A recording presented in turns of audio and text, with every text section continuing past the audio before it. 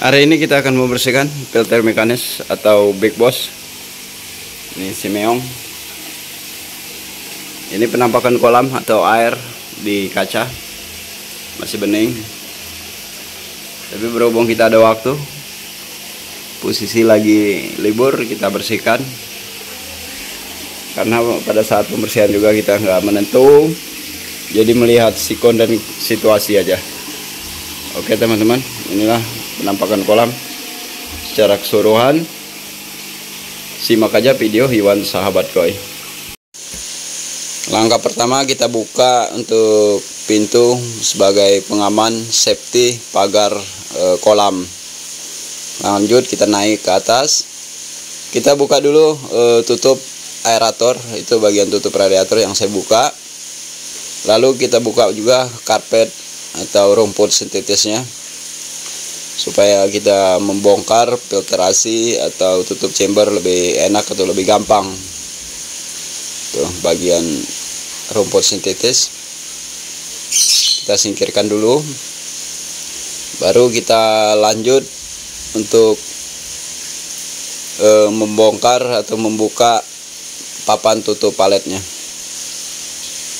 Kita bongkar satu persatu teman-teman, biar lebih enak. Kita akan membersihkan filtrasi atau mekanis untuk filter. Ini satu-satu kita buka. Ini dari bahan palet biasa atau kayu biasa, jadi kayunya agak jelek. Oke teman-teman, kita singkirkan dulu biar lebih gampang atau lebih praktis. Oke teman-teman, simak aja video Iwan Sahabat Koi.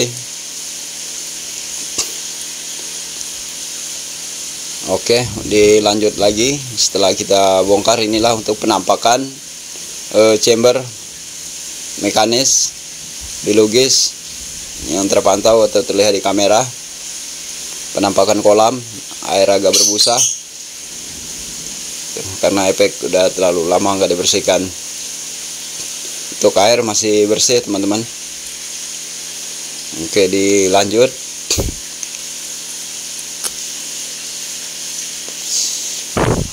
Kita akan membuka atau mematikan kelistrikan. Kelistrikan itu ada dua untuk pompa. Berikut ada juga lampu UV dan aerator. Mungkin akan tersisa, akan kita sisakan aerator aja supaya masih ada oksigen di kolam. Kita tutup bagian BD. BD itu ada dua. BD pertama kita tutup di dekat waterfall, karena kolam ini berbentuk cembung ke bawah atau ke ngarah ke BD. Itu ada dua BD-nya. BD menggunakan pipa 2 in. Oke, udah aman. Tuh, untuk di kolam hanya tersisa bagian aerator yang masih berfungsi. Oke, lanjut kita buka Big Boss. Untuk bagian chamber per chamber itu ada 4 kran, jadi setiap chamber dia 1 kran. Itu langsung kita buka semua, jadi airnya secara otomatis keluar dalam jangka waktu beberapa menit aja. Air di chamber udah kosong. Oke teman-teman, dilanjut lagi sampai habis. Itu langsung ke got, jadi enak, lebih gampang praktis.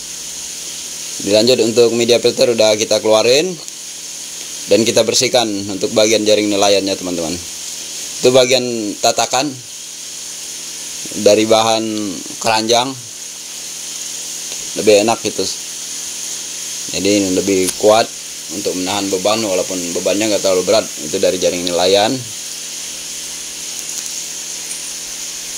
Kita bersihkan biar lebih enak juga atau lebih rapi untuk kotoran-kotoran atau tersisa makanan yang ada di chamber tadi. Ini sangat kotor. Berikut sebagai tatakan atau paletnya dari pipa ukuran 3/4 biasa yang keran atau standar di keran-keran rumah teman-teman. Jadi kuatlah untuk menampung beban atau sebagai menampung beban filter. Lanjut jaring nelayan kita ubek-ubek aja. Cara pembersihannya 2 kali pembersihan. Tahap pertama, tahap kedua. Oke teman-teman, kita singkirin. Lebih gampang, lebih praktis. Tapi ya tergantung teman-teman. Teman-teman juga ada yang di dalam kantong atau di dalam karung berbentuk per kilo dari bahan paranet. Tapi saya lebih gampang atau lebih enak diurai supaya lebih maksimal teman-teman. Itulah cara pembersihannya. Lebih gampang, praktis, kerja maksimal. Oke, kita lanjut. Ini cukup lumayan banyak. Itu yang ini bagian bahan paling dasar atau paling bawah tadi. Ini terlalu kotor. Itu bisa 2-3 kali kita cuci supaya benar-benar bersih. Karena yang kita bersihkan hanya bagian filter mekanis saja. Untuk bagian filter biologis itu kita cukup disemprot aja. Tapi posisi air semuanya kosong. Jadi secara otomatis untuk bagian chamber itu posisinya kosong semua. Jadi pergantian dengan air yang baru yang ada di kolam. Dan sekaligus kita mengisi. Oke, tahap berikutnya kita masukkan untuk berikat atau paletnya. Yang pertama yang dari paralon sebagai penahan beban, kedua tatakan. Oke, baru jaring nelayan kita masukin sedikit demi sedikit, kita susun ke dalam chamber pertama tadi. Sebelum kita masukkan, kita ubek-ubek lagi atau kita bersihkan lagi supaya bersih, benar-benar maksimal untuk bagian kotoran. Yang pertama bagian kasar teman-teman. Oke, kita isi lagi sampai semuanya terisi teman-teman. Dan sebelum kita isi dan kita bersihkan dulu terlebih dahulu, karena 2 kali pembersihan, tahap pertama dan tahap kedua teman-teman. Oke, jadi benar-benar bersih. Jadi untuk di filter mekanisnya benar-benar bersih untuk bagian dasar maupun bagian jaring nelayannya teman-teman.